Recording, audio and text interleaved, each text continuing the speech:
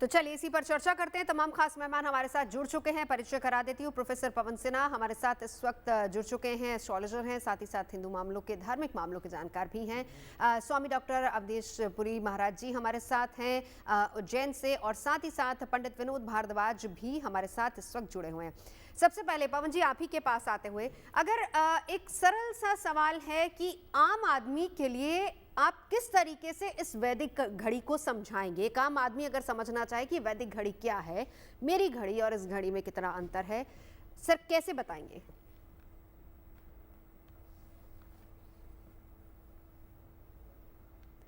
Professor पवन सिन्हा।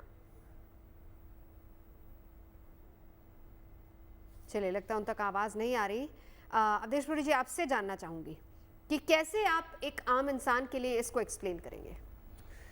वास्तविकता ये है कि अभी तक जिस समय का निर्धारण हो रहा है वो स्टैंडर्ड टाइम माना गया है ग्रीनविच को, जो कि इस काल को 24 घंटे में विभाजित किया गया है। हमारे यहाँ उज्जैन भगवान महाकाल की नगरी है, जो कि अति प्राचीन है। ग्रीनविच की ये जो स्टैंडर्ड टाइम की जो अवधारणा है वो 1884 से प्रारंभ होती है।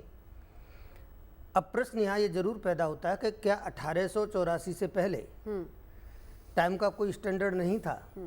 तो हमको पता चलता है कि उससे पहले टाइम का स्टैंडर्ड था। हजारों साल पहले भी टाइम का स्टैंडर्ड था।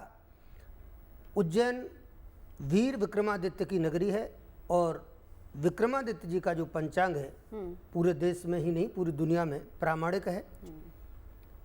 और 12 मिहिर जैसे उनके नवरत्नों में से एक हुए, जो कि खगोल वेत्ता थे। तो कहने का तात्पर्य यह है कि अब ये जो वैदिक घड़ी है ये हमारी संस्कृति, हमारी विरासत, हमारी अवधारणाएं और हमारी परंपराएं बिल्कुल समय के बारे में क्या कहती हैं, उसके आधार पर ये समय का निर्धारण करेगी। और मैं जहाँ तक समझता हूँ कि बहुत ही लॉजिकल है ये, क्योंकि उज्जैन भगवान महाकाल की नगरी है और यह पूरी धरती का केंद्र है।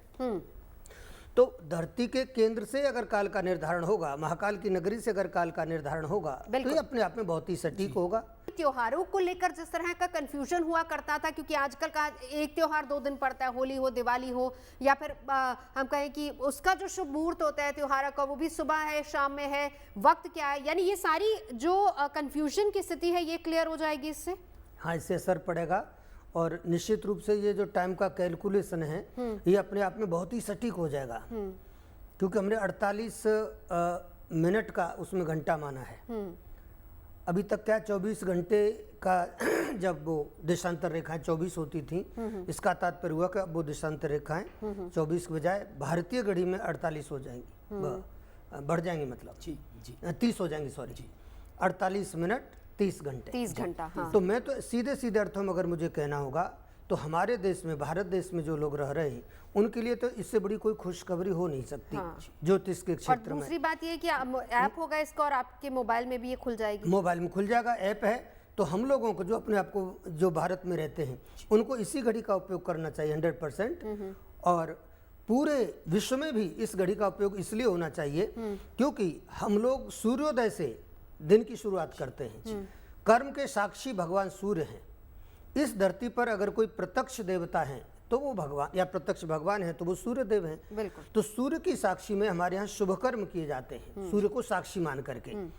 तो प्रातः काल से हमारे यहाँ समय का निर्धारण होना चाहिए। रात्रि के 12 बजे से हम अपना कार्य प्रारंभ करें वो हमारे यहाँ नहीं चल सकता। कितने बजे से, फिर इस घड़ी के हिसाब से कितने बजे से दिन की शुरुआत होगी? तो दिन की जब सूर्योदय होगा उस समय जैसे ही सूर्योदय, हाँ, जैसे और वो भी ये घड़ी बता देगी। हाँ, वो कि सनातन संस्कृति का एक प्रकार से ये भाग्योदय है। हमारी सबसे बड़ी विडंबना ये रही कि हमने पश्चिम के दर्शन को स्वीकार किया और अपने दर्शन को कहीं न कहीं उपेक्षित किया।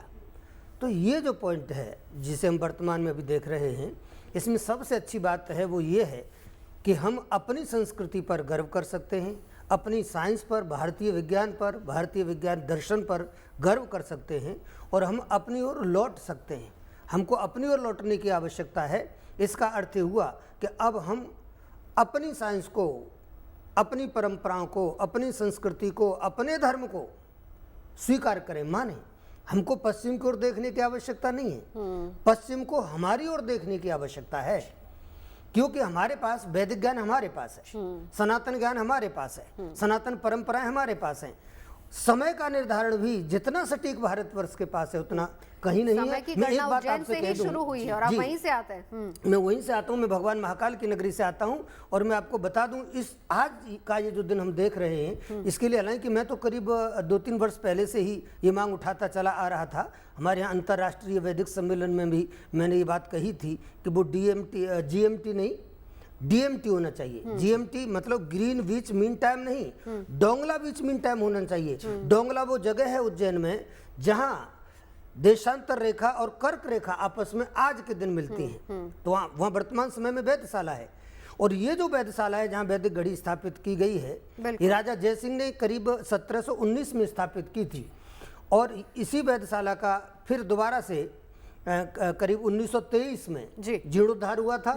और आज की जो तारीख है यही बहुत ही हिस्ट्रिकल माननी चाहिए, ऐतिहासिक तिथि है ये, कि आज वहाँ वैदिक घड़ी स्थापित हो रही है 2024 में। भारद्वाज जी, अब आपने आज की घड़ी और आज की तारीख का जिक्र किया है। अब देखिए 29 तारीख 29 अपने आप में बड़ी खास तारीख है। अच्छा, भारद्वाज जी के पास जाऊं जरा एक बार, क्योंकि कैलकुलेशंस बहुत अच्छी पवन जी भी कर लेते हैं। 29 फरवरी पवन जी, और आज ही के दिन देखिए अभी वक्त भी वही चल रहा है, 4 से 5 बजे, 5 बजे प्रधानमंत्री वहां पर इनॉग्रेशन करने वाले हैं।